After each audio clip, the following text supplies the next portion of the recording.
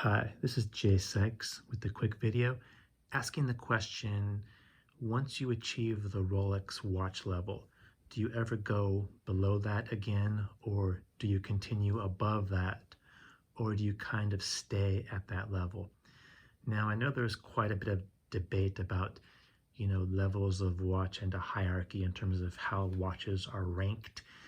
So I'm going to speak in very gross and terms I'm sure everyone can agree with. I think we all agree that Rolex holds a certain place in the hierarchy of watches.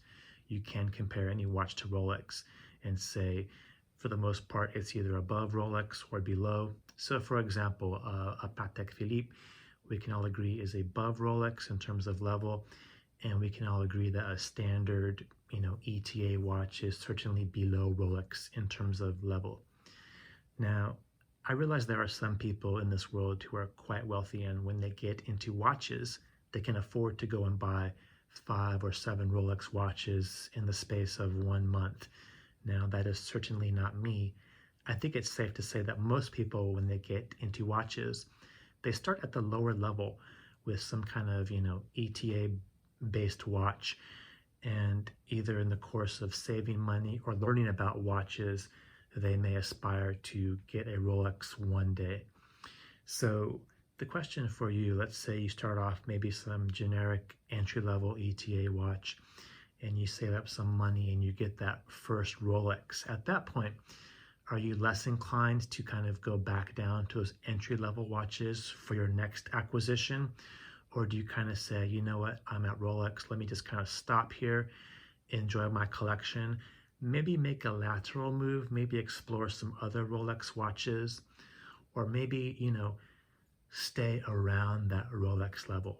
Now, once again, there is some debate about how watches rank in terms of hierarchy, but we can all agree that a watch like Omega is certainly not miles away from Rolex in terms of the level. So do you kind of stay around the Rolex level? And do you feel, I don't want to use the word snobbish, but do you feel less enthusiastic about going back down to those entry level watches? Generally speaking, we're talking about an ETA movement. We're not talking in-house here, so very entry level. But once you experience the quality and, dare I say, prestige of Rolex, are you less inclined to go back down to those lower entry levels?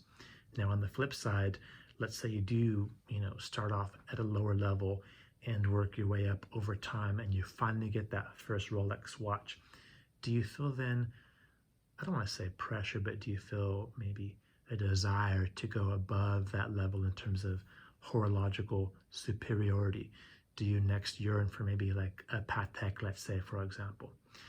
Now, I think one factor, going back to my previous premise, that most people kind of work up to a Rolex.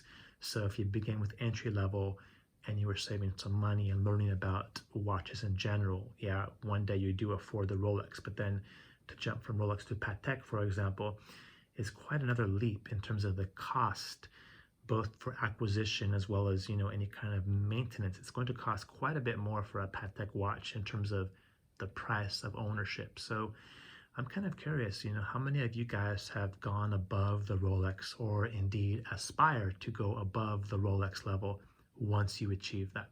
Feel free to leave me any comments below. This is Jay Sykes, hoping you have a nice day, if possible. Bye.